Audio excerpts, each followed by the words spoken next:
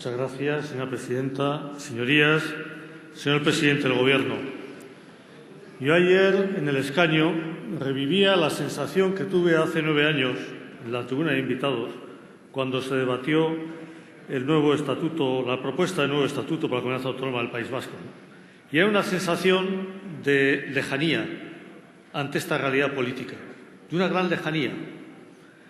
Y pensando en el debate de hoy, yo tenía la esperanza, porque siempre he considerado que Europa tenía que ser el lugar de encuentro entre su país y mi país, entre España y Euskal Herria. Tenía la esperanza de no volver a repetir esa sensación de lejanía ante esta realidad política, ¿no? Y desgraciadamente tenía la esperanza y un cierto temor.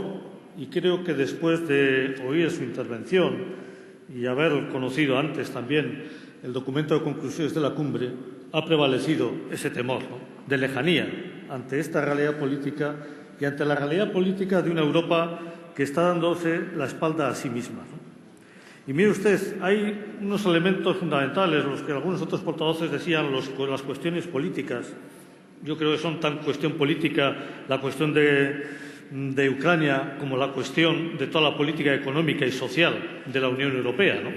Pero bueno, tanto en la concepción y el modo de actuación, en esa actuación política referente a Ucrania o referente a los estados de África o referente también a Sri Lanka o a Chipre, ¿no?, como en las cuestiones económicas, lo que veo es que la política europea cada vez está dando más la espalda a las personas, a los ciudadanos de la Unión Europea. Están prevaleciendo los intereses en el ámbito socioeconómico de los grandes grupos financieros de la economía especulativa y en esos ámbitos de las relaciones internacionales están prevaleciendo los intereses geoestratégicos, los intereses geopolíticos sobre los intereses de las personas. Y mire usted, yo ayer cuando le oía en el debate, pues me venía a la cabeza la idea de que ustedes conciben España como prisión, es decir, como un sitio cerrado en el que hay que estar a la fuerza, se quiera o no, y no se puede salir, ¿no? Y al final están transmitiendo también esa idea al ámbito de la Unión Europea. Y me parece una idea muy peligrosa, porque es una idea que pasa por encima de los intereses y de los derechos de las personas. Y al final, ustedes lo que están consiguiendo, lo que están proponiendo, me parece una gran paradoja, una gran contradicción, es que quieren que dentro de la Unión Europea esté una serie de ciudadanos, como los de Crimea, etcétera, quieran o no quieran, ¿no?, tienen que estar dentro, ¿no? Y, sin embargo, quieren echar de la Unión Europea a ciudadanos que estamos dentro y que queremos seguir estando dentro. Y eso es una gran contradicción sobre lo que debe ser Europa. Europa tiene que ser una entidad inclusiva, que acoja a los ciudadanos, en que a los ciudadanos nos sentemos todos cómodos, en que se respeten la pluralidad de identidades y que no sea nunca nada impuesto. Y la crisis de Ucrania, con todas esas grandes contradicciones, que al final es una situación en la que se sale, como dice el refrán, de Guatemala para entrar en Guatepeor, en que se mezclan corrupciones del régimen anterior con el presente, con un régimen también muy sospechoso, que es el de Rusia, y se están cruzando una serie de intereses que dan la espalda a los ciudadanos de Ucrania, se produce lo mismo también desde el punto de vista de la Unión Europea. Y eso me parece preocupante, como me parece preocupante que en África también todos los intereses están en función de qué sacamos. Usted incluso en su discurso ha dicho que África es el principal mercado de España. Y me parece bien, y es interesante. Pero a mí me preocupa más que África es un lugar donde muchas personas viven muy mal y están siendo olvidadas por el resto de Occidente. Y creo que eso es lo que falla en esa política, es decir, dar la espalda a los ciudadanos. A mí me gustaría que esa prontitud que tiene muchas veces la Unión Europea en mandar misiones militares a África se cambiase por una prontitud para mandar misiones humanitarias, para mandar docentes, sanitarios, personas que contribuyan al desarrollo económico y social de todas esas personas. Y eso, desgraciadamente, no está en la agenda de la Unión Europea, porque se está construyendo una Unión Europea que está traicionando a sus principios fundacionales, que está dando la espalda a su propia identidad inicial que promovieron los fundadores los promotores de la Unión Europea. Y eso me preocupa, y me preocupa grandemente, ¿no?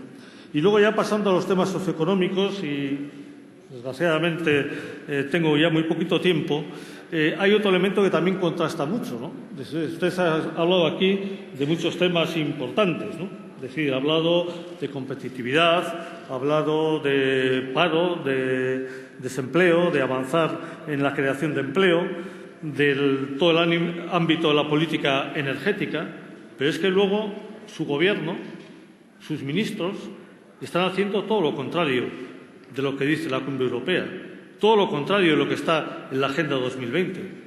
Y ahí tiene usted también una gran contradicción, como les he señalado en distintos debates anteriores, ¿no? Porque si analiza las magnitudes económicas, macroeconómicas y microeconómicas del Estado español, hay una gran contradicción con lo que debería ser en el seno de la Unión Europea, una gran incoherencia. Es decir, no ocupa el lugar que debía ocupar en empleo, no ocupa el lugar que debía ocupar en lo que es la responsabilidad fiscal, en la recaudación fiscal, que estamos a la cola de la Unión Europea.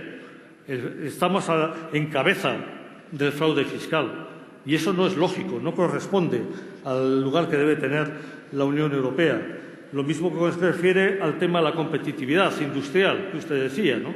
Y ahí vemos que los elementos fundamentales de competitividad son negativos para la industria del Estado español, como son los costes energéticos, como es los costes financieros, como es la ausencia de una política seria de investigación de I+D+I, que apoye a la economía productiva. Es decir, su Gobierno está centrado más en esos ámbitos que se refieren al ámbito de la economía especulativa. Es más, usted ha señalado como un elemento muy positivo el aumento de la inversión extranjera, ¿no? Y si analizamos en qué se está produciendo ese aumento de la inversión extranjera, vemos que es en la economía especulativa. Volvemos otra vez a los tiempos de la burbuja. Y eso es muy negativo. Y yo lo que le pediría, y con esto voy acabando, señora presidenta, le pediría precisamente un esfuerzo en recuperar esa idea de Europa, en recuperar esa visión de respeto a la ciudadanía, de respeto a que todos los ciudadanos puedan decidir lo que quieran ser, sea en Ucrania, sea en Cataluña, sea en Euskal Herria, sea en el resto del Estado español. Es decir, respetando esas identidades plurales que hay en el seno de la Unión Europea y apoyando una Europa más social. Señora Reina. Acabo ahora mismo con esta idea, señora presidenta.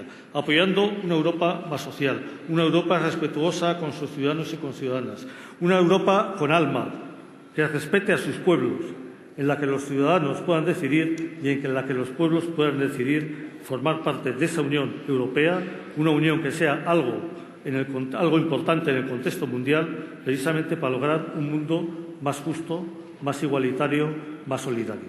Muchas gracias.